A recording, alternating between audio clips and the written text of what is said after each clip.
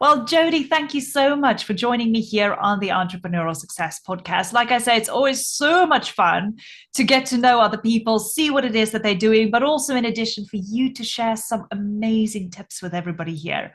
Before we dive into all the good stuff, why don't I hand over to you so you can introduce yourself to the audience and tell us a little bit about who you are and what you do? Okay, thanks, Henry. It's lovely to be here. So I'm Jodie Newman, and I run the Business Allotment, which is the place where businesses grow creatively. So my whole thing is about creativity. It's about putting ideas at the heart of businesses, how to kind of get that in the muscles so that everything you do is driven from a creative perspective, and that gets you places you never go without it. So Yeah. that, in essence, is what the allotment is all about. I know. And I remember the first time I met you, you were talking about the allotment. I was like, is she doing some kind of gardening thing? But I like the thought of it because I love gardening. But then you started talking about business, the creativity. I was like, how amazing that you just put it in such a way that already sounds creative. And that just Thank you. spurred me on. And I'm so glad we're having this conversation today. Yeah. But more importantly, how did you get started in business? Because it's not like you just woke up one morning and decided the business allotment, this is going to be the thing, this is going to be your baby. So, how No, did you get started exactly. in business? So, in a very kind of anti-me way, I always, I spent a decade in marketing, and I was working. I'd set up within the marketing agency I was at an idea generation model. It was proven to win more pitches, and I thought this is amazing. Every business, not just creative businesses, needs this kind of stuff in their lives. And being the inveterate planner and not a particular risk taker, I thought I'll get a few more years of maybe doing something more hardcore facilitation under my belt. Because at the time I'd run lots and lots of idea generation sessions and kind of that kind of stuff for the agency. Um, got a job in a small boutique training agency. I thought this is going to be perfect. Got made redundant on my second day. Oh, And wow. so I sat in my armchair, sobbing gently, and I thought, right, that's it. I've had enough of being employed. I grabbed, in those days, you used to get utility bills through the post. I mean, imagine, and a Sharpie, and I mind mapped what I could do for other businesses on a bill, and that was the start 22, 23 years ago. My goodness. What a story. And here you are, and you've got so much experience and so much knowledge to share with people. But I think this is where I get really excited because I love the aspects that people can be multi creators. We are all multi passionate. So we all have so many different areas of our lives, of business, where we can be creative. Yeah. But I also know that some people say that that is the wrong thing to do because you can get distracted, you can get overwhelmed, and other people encourage you to be creative. So I guess it's just about finding that thin line between the two that works for you, which is why I'm excited that we're going to have this conversation because I know creativity is the thing that spurs most of us on. It's that thing Yes. that gives us the energy to get excited about something. So Yes. let's talk about this. Let's start talking about business creativity and Hmm. why you feel that this is so important for businesses. For me, it's the lever you pull that kind of moves you furthest away from your competition. That in essence is kind of, we are all in crowded marketplaces. Wouldn't it be wonderful if there was just one of us and either people used us or they didn't use that service at all? But they have infinite choice now, because if you're a service business, you often are working remotely. So literally you have the entire globe to choose a supplier, to choose a partner from. And for me, it's being able to apply those creative thought processes to think differently. I often talk about business as usual thinking, which is great. You run your business, day to day, it's kind of, the wheels turn. We all need that. That doesn't get you anywhere new. Business as unusual thinking, once you've applied that creativity, is what will set you apart. It will allow you to think about doing things differently. There's a huge amount of assumptive thinking that goes on in a business owner's mind because we're not experts in everything. We're not experts in, I don't know, setting up a newsletter. But somebody tells us we need a newsletter. So we go, okay, so right, newsletter, I need a newsletter. Okay, so monthly, it'll have news in it. I'll send it by email. these are all assumptions that the Yeah. creative process gets rid of. And so Yeah. you start your business thinking from a very different place. Therefore, you end up in a very different place. And creating those things that are more you, more on brand, because the creativity allows you to kind of weave in inspiration from your brand story. So everything is being driven out of the essence of your business, not borrowed from someone else. Yes. It originates from within your business. What's, what you care about, what you champion, the values you live by, the personality you want to put out there. So everything ends up really, really potent and something that other people aren't doing. Because when you're looking at, engaging with prospects, audience, anybody who you want to bring in as clients, there's only one question in their mind: why should I choose you? And by God, do we make that difficult? We should Yes. really be clear about that answer, but we so often aren't. And I work a lot with brand story, because that has to be different, because really marketing is and brand, it's just about memory, because we do lots of marketing strategies and tactics in our business. Rarely, at the point at which our audience is interacting with that piece of marketing, they are primed and ready to buy. They're not. They need to carry that message with them away. And then next month, 6 months down the line, they go, God, I really need someone to help with X. If you haven't lodged in their brain with potent messaging or amazing kind of, brand story that you're putting out there, you're not in contention. So for Yes. me, applying creativity to all of that enables you to stand out and create something that really resonates with your audience. Yeah, and I think that's the hardest thing because I've worked with so many business owners who, in particularly, especially when they're just in the beginning stage of their business, they always look around, see what other people are going and doing. Oh, I could try that. Oh, that's working for them. I should do that. Yes. And it's okay. There's nothing wrong with trying new things. But I think the beauty is even though there are some strategies and things out there that are cookie cutter that you can use, you got to bring elements of you into it. And I think that's where you come in now with the creativity. It's about what is it that makes you stand out? What is that Yeah. creative essence that you then take and put into some of those strategies and things, Mm. which makes you then stand out? And I find so many people always browse around, see what other people are doing, what are the competitors, copy a few things here, do a few things there. But every time you speak to them, they just go like, yeah, I've done this, but it's not really me. It's not Yeah. aligned with me. And I Yeah. think that's always where we feel the disconnect as business owners because we've copied and pasted from what other people are doing instead of making it our own.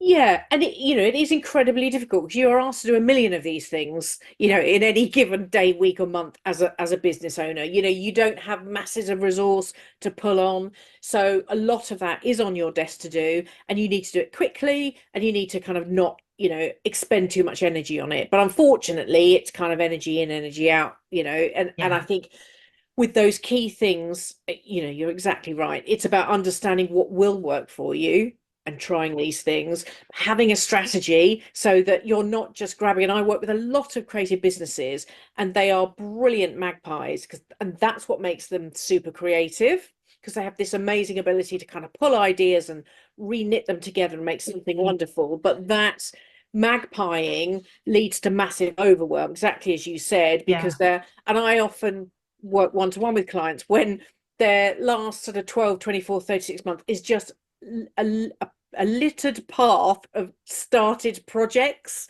Oh, well, I did a bit of networking, I did a bit of this, and I sort of slightly worked on my course, and then and it's like, okay, so in the allotment, I have two watchwords: creativity and practicality, and that bit is great. Let's go for amazing, amazing ideas, and then let's get practical and get them sliced down into actions and get them in and get them working and test them and iterate, celebrate the failures, understand why it wasn't right, tweak it, junk it, whatever we do with it, move it on and go again. And it's that terrible C word: consistency.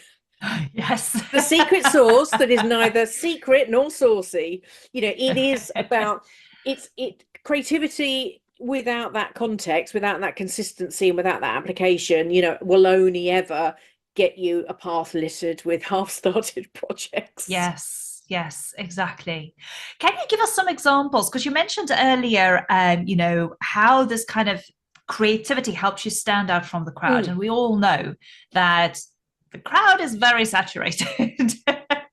The market out there is very saturated. But yeah. I think this is a big hiccup for so many people where they go like, oh my gosh, there's so many other people doing what I'm doing. But Yes. can you give us some examples about how creativity will help you stand out from the crowd? Yeah, so very often, and I have a series of tools that I've designed to help people get this thinking kind of out of their head, because a lot of the times it is in there. And what I find is staring down the barrel of the question why I'm different is the least useful way to find how Yeah. you're different. So it's about, instigating these kind of tangential thoughts, and analogy is a big one for me. Obviously, I'm a fan of it because I have the business allotment, which is and the whole growing analogy and all the rest of it. But finding an analogy where people can express themselves either not in language as a starting point. So I have a thing called a brand shelf, and I ask people to virtually place 3 objects on that shelf that most represent their business and what they do for their clients. And visual metaphors can be brilliant for some people, particularly Yes. those who struggle to articulate themselves, which, is not uncommon. So, as I say, as I work with lots of creative people, sometimes that's the first way to access a different level of them being able to articulate visually what they might stand for. So Yes. it's things like that where you're not, kind of staring at that question in the headlights going, I don't know why I'm different. It's really tricky to answer that question. Yes.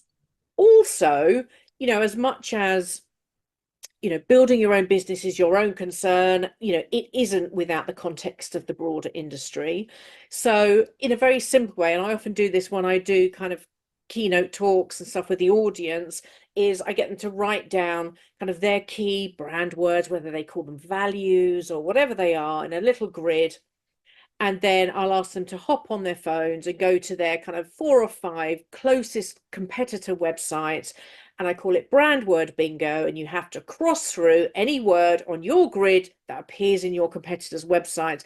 And it's amazing how many people are left with no words, Mm-hmm. because it's that assumptive language that we all have in an industry. You can pick them out really easily in the same way as that. So I do a brand landscaping piece of analysis for some clients where I do all that work for them, and I build them some maps and I show them visually where they're sat versus their competitors. And that might be visually, so in their, in a kind of the visual branding where they're sitting, the language they're using, the values. It's amazing the clustering you get. Yeah. And so, that's another point where I would say to people, if you don't know where to start with what you shouldn't be saying. And brand Yes. word bingo is a brilliant way because it takes about 15 minutes, and you stare at the story you're telling your audience, and then you realize, no wonder no one remembers me, because I'm Yes. saying exactly the same thing as everyone else. And I often use the analogy of, an industry, whether it's copywriting or VAs or whatever it is, that's a field. We all walk in there, we're all VAs or whatever we are, pitch our stall, and we all gravitate, we all pitch it towards the middle because that feels safe. We're all there, and there's lots and lots of stalls, and we're all writing similar things on our blackboard. Today's specials, same on every stall. Customers come in, like, well, who do I go to?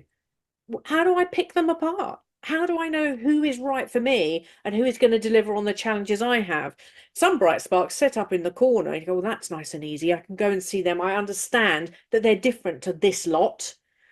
And that's where, and they might read your sign and go, God, not in a million years. Fantastic. That's what you want. When people say to me, well, I don't think anyone's ever said, I feel absolutely nothing about your brand. I get lots of people saying, I love your brand. I've also had people say to my face, I hate your branding. And I'm like, great. This is going to save me so much time and energy. So your story needs to kind of part the waves of your audience, the no thank yous and the yes please, I can't wait to work with yous. I love that because as you were sharing that, I'm going through my head what I've been doing with my business and how I describe it. And I use so many analogies all the time to describe what I do. And I can't tell you the amount of times just through a couple of analogies that I constantly use to explain who I am and what I'm doing that people come to me as like, that thing that you said there, that's me. And it was just an analogy in order to explain it. And I think that gets me really excited because, yes, if you want to stand out from the crowd, it's about not explaining who you are and what you're doing, but it's about articulating it in a way that resonates with a potential client, but at the same time, make you stand out and look different from all the other people. I Absolutely love those that. ideas. Yeah, I mean, analogy is so strong in terms of Mm, connection and resonance. There is really, the power of that storytelling. We all know, we all sat around the campfire with our loincloths and our spears telling stories because there was that was the only way to kind of pass those, yeah, nuggets of information and whatever on. And I think those that can use stories in a really, really clear and potent way, have a massive advantage. And also being mindful that, and I see this a lot when I network, when you talk about what you do, you don't really want to talk about the nuts and bolts of what you do. You want to talk yes, about the outcomes and the and all that. This is all, we all know this, we all nod along, but we don't often do it because true, nobody cares if you're selling a cupcake, a tablet, or an hour's Zoom call. What is it that they get that will be different in their world than before they had it? And exactly. that's and that's where the spotlight goes. But we all are in love with what we do, and so we all want to talk about it, but that's not what our audience is in love with. They don't care. Yes, It's yes. terrible news, but they No, don't but care. it's true. It's true. It's like I always explain to people when you're selling something, it's the features versus the benefits, the good old features versus benefits. Yes. If I'm telling you the feature of this pen, as an example, is a black pen, it is a big brand and it's got a soft grip and it's black ink. Yeah. Basically, that's the feature. Nobody cares about what the pen looks like. It's about what this pen is going to do for you. Yeah. Yeah. That's the benefit. That's what counts. So, no, I love that. Talk about the creative habits. This is the other thing because we all have certain habits, but how can our creative habits impact our overall creativity? So, creativity is a skill, and it's a bit like, I, in my 20 odd years of doing this, and I run big idea generation session for blue chips. I work one-to-one with solo business owners. And in that whole gamut, I've heard numerous times, multiple times, oh, I'm not creative. Mm-hmm. And what they're actually saying is, I've had creativity educated out of me, is generally what that means, or certainly not encouraged within me. Um, it's a skill. Now, in the same way as I can guarantee if you had some piano lessons, you might not become a virtuoso piano player, but you would be a darn sight better than when you started. Same with creativity and anything. Practice and having some toolkit of stuff that you can dip into is going to transform your ability to think creatively. So, from a habits point of view, creative workouts or warm-ups are a massive place. They're just such a brilliant place to start because done regularly, they will have an impact on how creative you are. So it's really simple things like I've got a giant polo here. So I use this a lot for creative warm-ups. You set a timer for 1 minute on your phone, and if you can have the thing in front of you, but you don't have to, an everyday object. I mean, kind of every day, a giant polo. It is in my world. And you say, right, how many different ways can I think of to use that polo? It's not like, oh, I could suck it, I could chew it, I could lick it. I could, it could be a halo for a mouse. It could be, a wheel for a car. It could be, 20-foot wide in diameter and be some public seating, and so on and so on. So you are stretching your creative muscles and coming up with as many as you can under the time pressure of 1 minute. And what you'll find is if you do that regularly, is that you will get more divergent with your thinking. So your variety of ideas will become bigger because you're thinking territory, you're moving your fences a little bit further every time you do it. and you'll get quicker at it. It will Yeah. become less like you're trying to extract teeth and more just a flow of ideas. And the most creative people can also use these because we all have a thinking territory. Some naturally are very big. Some, where we've really had all that educated out of us, our fences are quite close. What you need is something to push that back. And so doing those creative workouts, but also when you're sitting down to work on business ideas, have some tools.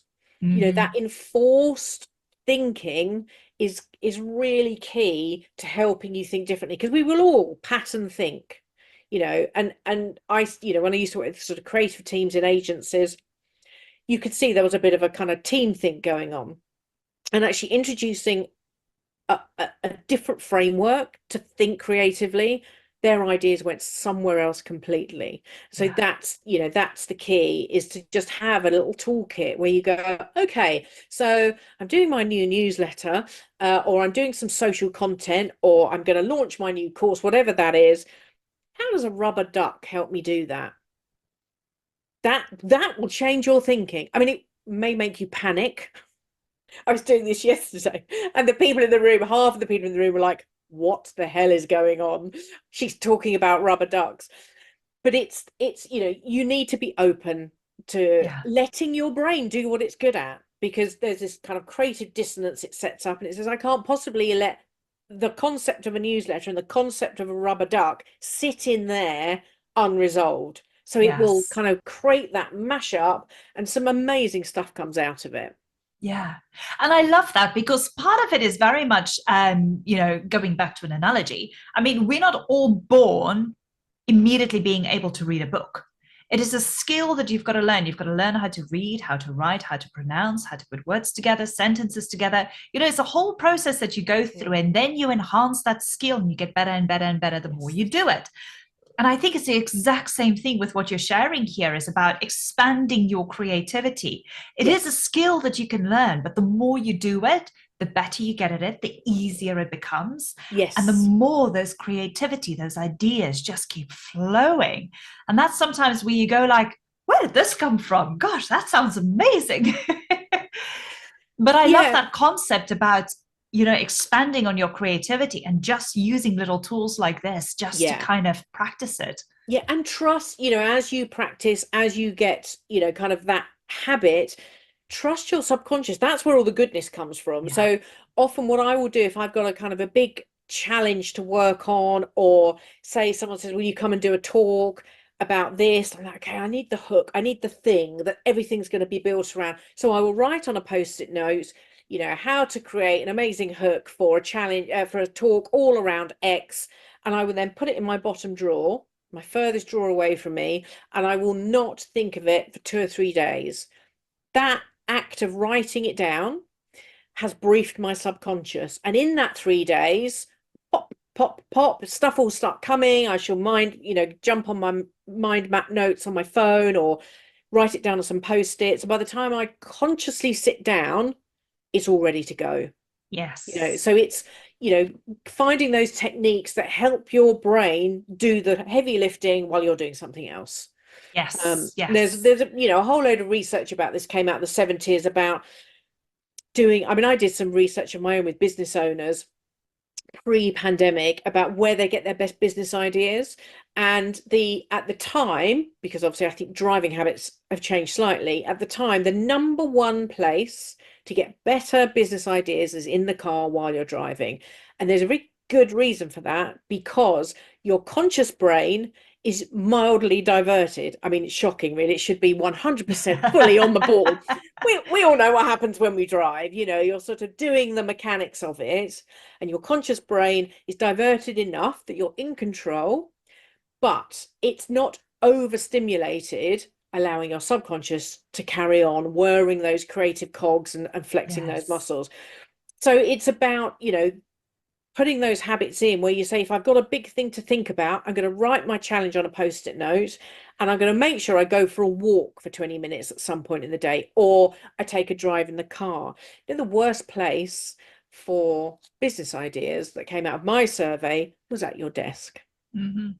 So you need to find a not desk place to foster that environment for creative thinking, and be mildly diverted. This is what came out. They did a load of research in the 70s involving Lego, and they gave one group a really complicated Lego build, and then a kind of mildly diverting, I think they were sorting into colors, and then the other one was a really boring task of just counting or just, packing them up or something like that. And it was that middle group of mildly diverted, sorting into colors, but not too onerous on the kind of front part, to Yeah. just be able to then, and they came up with the most creative ideas for the challenge they had been set after they'd spent some time doing that kind of task. So, you have to be purposeful and allow your brain to be in the best place Yeah. physically, mentally. Also, laughter is a massive trigger for creativity. So, if you are not feeling the joy, don't expect your creative muscles to be fully primed. Yeah. It's great in a group. I've got lots of kind of warm-ups that I do when I work with a team of clients. It could be self-portraits, which is hilarious because no one can draw faces. Or you step that up and you do self-portraits blindfolded, or you draw each other. And by the time we've done a 2-minute warm-up, there's been so much laughter around the room, brains are switched on and ready to go. Yes, yes. I love that because so many of those things I resonate with on so many levels because that's what I tend to do as well, personally, but also with some of my clients. It's about just stimulating the brain just a little bit before we go into a session, Yeah. just to get it going. And it requires a little bit of an activity where we just talk Yes. about things. They physically put pen to paper, go through a Yeah. little bit of an activity, and then the ideas just start coming. And they're like, oh, I never thought about that. Oh, that's making sense. So I love Yeah. that. And I really resonate with that because I do the same for myself. And I agree with you. Sitting in front of your computer, trying to be creative, biggest mistake. Biggest mistake you can make. My creative time is literally taking the dog for a walk, or I go to a coffee shop, get Yeah. myself a nice piece of cake and a lovely coffee, and I just sit there and with a pen and a notebook and I just start doodling. And then just some Yeah. ideas start flowing from that. Yeah, yeah. I mean, I, do a lot of kind of worksheet based exercises with my business shed members and clients. And I know I can see where people are doing it digitally. I'm like, please print them out. I said, and I do plant trees to kind of offset some of the printing that happens in the allotment. But the mechanic, the kind of physical connection between brain, hand, pen, Yeah. paper, it's really tragic when everyone's digitally kind of doing stuff. It's not the same, and I do think I love a doodle. Most of my worksheets, I'm like, look, there's some white space around the edge, go doodle. I'm about to send out my autumn strategy packs to my members, and we'll be working on 2025 planning. Most of it's coloring pens, it's A3 sheets of paper, it's like breaking out of that kind of traditional boxy A4, like, type an answer and hit. None of that. Who wants a Yeah. black and white strategy? Really get creative with it. Whatever you're, I did a post about this the other day on LinkedIn, I think, about finding the way you like to creatively express yourself. And you want to embroider your 2025 strategy, bloody go for it, because it will come to life for you in a way that writing it down never will. If you want to Yeah. paint it, doodle it, collage it. And I think there is such there's a little bit of sort of sneering that goes on with some of these activities. It's like, God, we're not in a craft lesson. No, you're getting really serious about being creative about your Mm. business, and it's one of the biggest growth levers you can pull. So stop sneering about collage and colouring and all those kind of things. Get your sleeves rolled up and dig in. And I think a lot of it can be because people are a bit frightened of digging in, Yeah. because, we've all been told that that's play, and then there's business. You got to be serious. Yeah. I mean, it's ridiculous. Who wants to be serious? Running a business is hard enough. Let's put play right at the center of No, everything and have a bit of fun. exactly. And that's what I always say to people is your business is going to be fun. If it's not fun, you're not enjoying it. So why the Yeah, heck are you doing it in the first place? exactly. So Yeah. no, we've got to have fun. And I love having this conversation because I think so many people here in the audience is now listening to this, watching this conversation. And what I would like to share is for most of us, we're so serious going into our business. We think like, oh my gosh, there must be a better way. I've got to find something. There's got to be something out there for me to do. And then we start looking at what all the other people are doing. Yeah. So I would like to suggest stop, for those of you listening. If you feel that there's something else that is pulling you, something else that you need to discover, something else that you need to find, start with your own creativity. And just some of these examples that Jody has shared here with us today, you can just start with these yourself and just start pulling some of your creativity, pushing and expanding your brain in that way, because the downloads will come. You will have those ideas, those creative ideas. And it is not going to help you sitting in front of your computer, banging your head against the computer screen, going, what on earth am I doing? Where am I Yeah. going? So Move it's away so from your yeah, computer.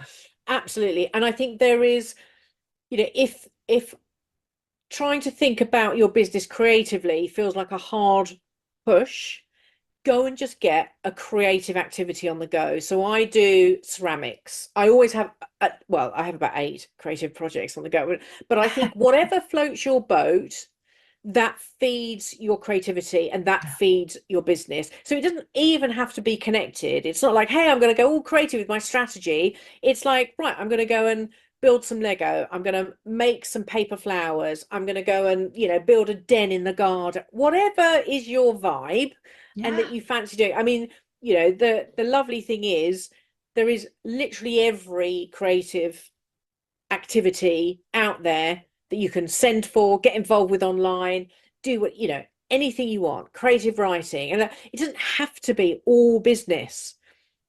Get your creativity up and flourishing, and it will have an impact on how you run your business. Absolutely.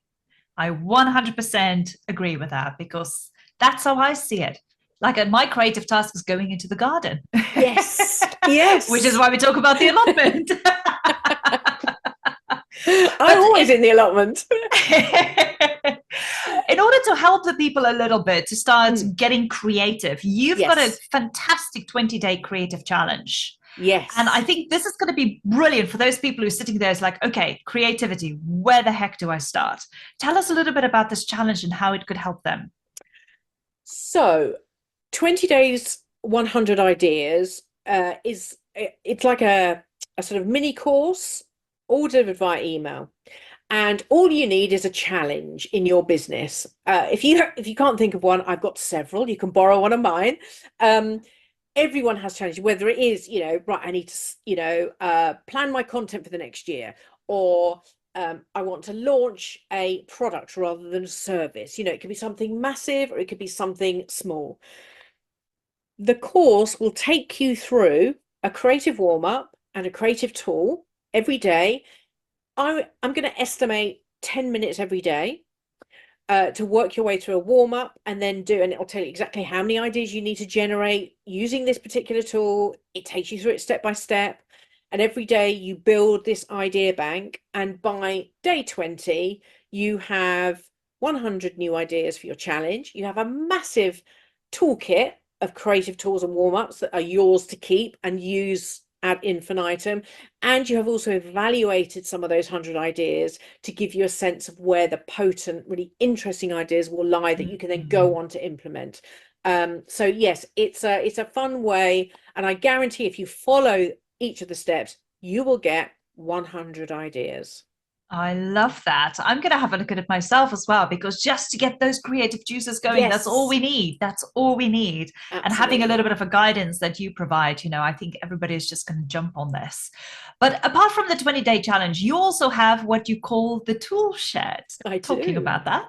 So tell us about the tool shed and what people can expect there as well. Okay, so the Toolshed is a free online membership on my website, and the toolshed is just packed full of tools, as you would expect, and resources to help you run and grow your business creatively. So it's divided into sections, so it's quite easy to navigate. There's lots of brand story tools, strategic tools, lots of creative tools. So if you're thinking, do you know what, I'm going to give that creative workout thing a go, just get in the tool shed. There's loads of stuff in there. It'll tell you there's tools about running a quick idea germination session, so like a 30-minute creative blitz, There's all sorts of things in there. So yes, I encourage people to go and check it out. You can go and have a rummage, download what you like, just shut your door on the way out. Oh, bless you, Jodie. It's been fantastic. Just having this conversation with you has spurred me on to think about some ideas and getting creative as Great. well. So, for those of you listening or watching this video, the details for the tool shed and the 20-day challenge will be down in the show notes. So, make sure you go there and get active, get creative, and enjoy the process as well, just like Jodie has shared here. But if you want to get a little bit closer and you would like to get in touch and connect with Jodie, her social media details are also there, including her website. So feel free to have a little go through it, connect with her, and reach out if you have any other questions, about how she could work, how she works, how she could help you. Let me get that right. And then I'm sure she'd be more than happy to get in touch with you as well. But most importantly, just start with a tiny little thing today. Even if you just walk away, get one tiny little thing to be creative with, and then go, okay, I want to give the tool shed a try. I want to try out the 20-day challenge. Just see what works for you. And like Jodie said, just go in, see what it is that you need and use it. And you will be so surprised how many ideas will come to you that you never even would have thought possible. But in addition to that, how it's going to spur you on, how much more fun your business is going to become, and how much more active you're going to be in your business because now you're doing things that you actually love. So, Jodie, oh my gosh, I think we can go on forever about this because I just love this conversation. But I just wanted to thank you so much for your time coming on to the podcast, sharing your ideas. I mean, you've given so many great golden nuggets here just today. So I'm sure everybody is just going to enjoy the tool shed and the 20-day challenge. So thank you so much for making those available as well. My pleasure. Bless you. Enjoy the rest of your day and we'll be in touch soon. Take care. Thanks so much.